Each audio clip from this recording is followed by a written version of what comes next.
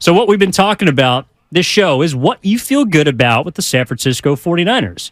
And we're doing it all before Monster Monday on Labor Day. We will be live and local. You'll be on the afternoon show. Yes, sir. Looking forward to that. I'll be on this shift from 10 to 2. And we're going to be local all day, 6 a.m., 6 p.m. Listen right here on 95.7 The Game. What do you feel good about with the San Francisco 49ers? I feel good that even if they miss Nick Bosa for week 1, even if Nick Bosa enters what I consider to be a holdout, I think the 49ers are going to be fine until he eventually signs. You think they win in Pittsburgh? I don't think they win in Pittsburgh. Whoa. But I also think So what does that mean? Well, I think that's going to be a tough game with or without Nick Bosa. I'm very high on the Steelers this year. You're just saying with Nick Bosa, without flip of a coin in Pittsburgh, then you have Nick Bosa for the rest of the season and you're good to go. Well, and the reason is because even if Nick Bosa signs tomorrow, even if he signs at 11:38 in 51 seconds, I think that Nick Bosa does not have enough time to the point where the 49ers would feel comfortable giving him his normal snap count, giving him his normal reps in a regular season game. So week 1, to me, you have Nick Bosa or you kind of have Nick Bosa. To me, you don't get the Defensive Player of the Year because of how long he has refused to report to camp. And because of that, would you consider this a botch job or part of the business? I think it's part of the business, especially when you're resetting records. It's always going to take more time. I know that John Lynch said that he didn't think it would take as much time, but from what I have just seen with not only the 49ers, I know they generally get deals done, but they take their time. They wait until the last possible second. Now, the last possible second with Deebo Samuel was the end of July. The last possible second with George Kittle and Fred Warner was the beginning of training camp. Nick Bosa, the last possible second, could be week 1, could be week 2. I've seen Joey Bosa's last possible second before he even stepped foot on an NFL field out of college being week 4. Right. Like he refused to play for the Chargers before he got the bread that he wanted. That's to me where I think Nick Bosa is coming from, not because Joey got this, Aaron Donald got this, but the Bosas have had a track record of putting their foot or their line in the sand and saying, if you do not cross it, we will not acquiesce to you. That's a very logical thought process. Not all people, not all fans take it like that, because I'm just thinking, you're sitting there with your buddies, you're watching the game wherever you're watching it, at your house, wherever it is, and I can hear it now. Evan, I can hear it now.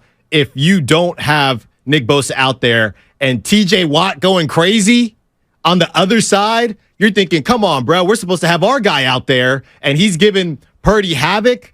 It's not going to be a good look, especially when we already know, we talked about the Niners tied for third best odds to win the Super Bowl. Who's in front of them? The Eagles. We know how important the Niners have been getting off to these slow starts. So you start the season, everybody says, well, they end up being okay. Well, what do you consider okay? They don't have number 6. They haven't won a Super Bowl. So yeah, you can still get to the playoffs and you can still have an opportunity to win it, but the Niners have not proved that starting slow is okay, depending on what your definition of okay is. If you just want to get to the playoffs, sure. If you want to make sure that the playoffs come through San Francisco / Santa Clara, I think it is a big deal. I also don't think that the end-all be-all is week 1. Like, I can think that the Niners... Every game is, though. No, but I can think that the Niners will lose to the Steelers and they're 3-1 after 4 weeks. Like, that's still in the driver's seat to me.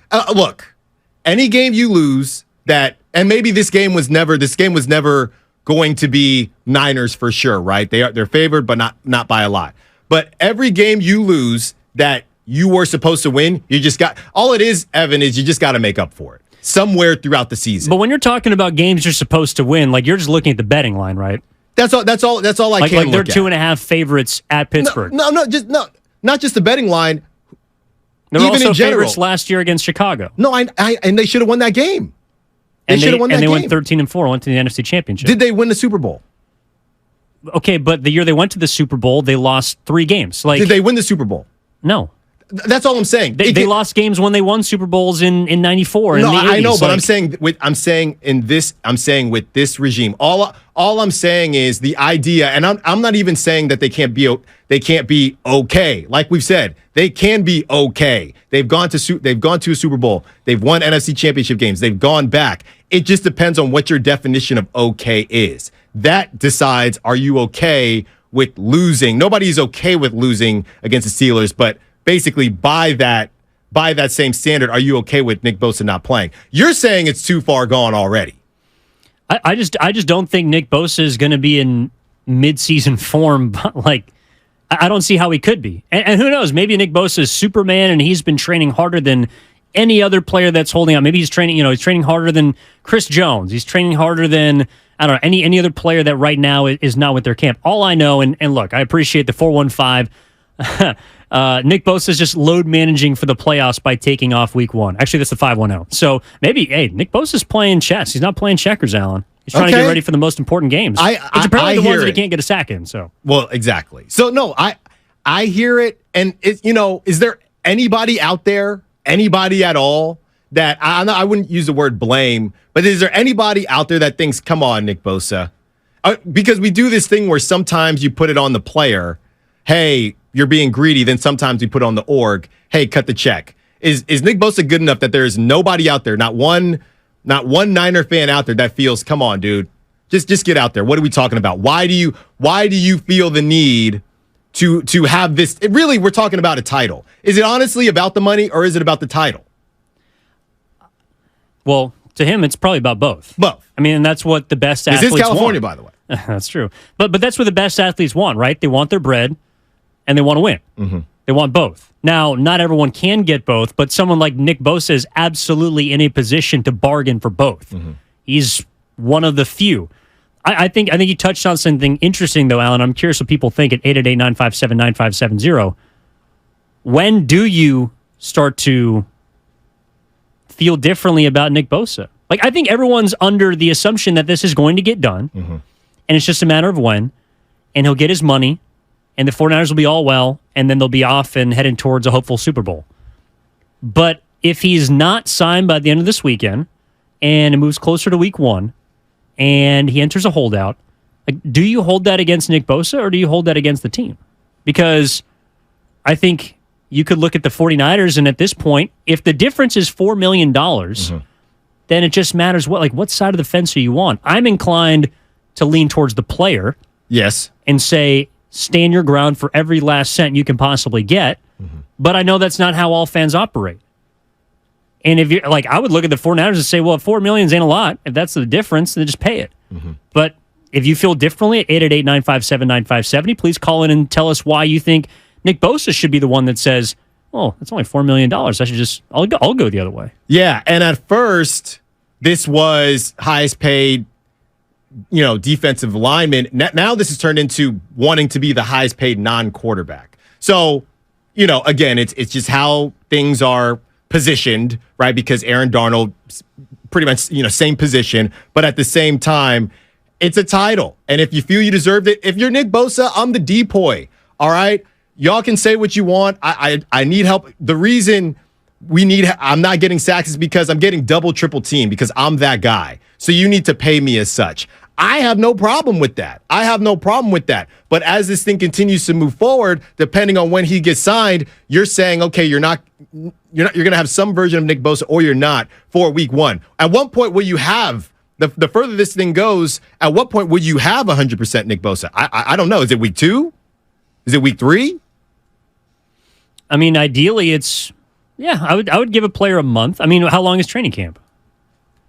And one of the reasons why I think the 49ers were hesitant to maybe make Jimmy the starter immediately last year was because he had a shortened offseason. Now, that was self-inflicted because he got his surgery late, mm-hmm. but if he had gotten it earlier, like it sounded Kyle Shanahan and John Lynch wanted him to, he might have beaten out Trey Lance for the QB1 spot last year. I think the 49ers were just in a position where they had to start Trey because you weren't sure about Jimmy. He was coming off of injury. Well, if Jimmy wasn't, couldn't you make the argument if Jimmy wasn't injured, he probably would have been gone?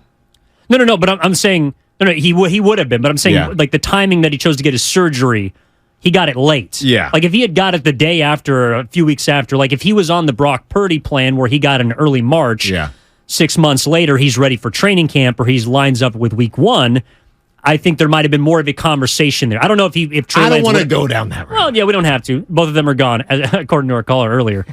He gone. 925. And see, these are the ones that I want to kill because, again, it's a feel-good Friday, Alan, as much as we always talk about the things that the 49ers can do. I asked for this, though. I asked for this. You did? I did. Okay. Why is there always a caveat to everything we talk about with, all right, are we going to give in to Nick Bosa? Are we going to give in to the 49ers? Well, the 925, trade Nick Bosa. Demanding all this money and holding out. We don't need that energy. Bye-bye, Bosa. Can we squash that? Is it the last trade Bosa text that we can read today? No, if that's how you feel. This person wants to keep the energy good. They're saying Nick Bosa's got negative energy. Get it out of here. Is that the way you feel? Move on. Is that the way you feel? No, that's not the way I feel. You got to pay the man. I am always going to want the man to pay the man. You see what I'm saying? Yeah, I got you. So I say pay him. But it's not my money. Fahrenheit 411. No, I believe...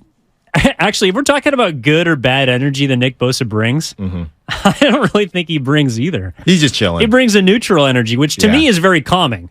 Like I would prefer to work with someone that yes can experience both ends of the spectrum, but that I have an idea of which one it's going to be. Right, and that's why not that's going to come in. Oh, so it's gloomy outside, so and it might be a little bit down today. Actually, he's 6 feet under today. Yeah. It's sunny outside, and he might be feeling good. Okay, he's feeling so good to the point that he wants everyone gone, or he wants everyone this, and he wants I would prefer to know what I'm getting from somebody. No, I agree, but that is also why Nick Bosa has one of the most fitting celebrations in football because it's really just who he is. He just shrugs.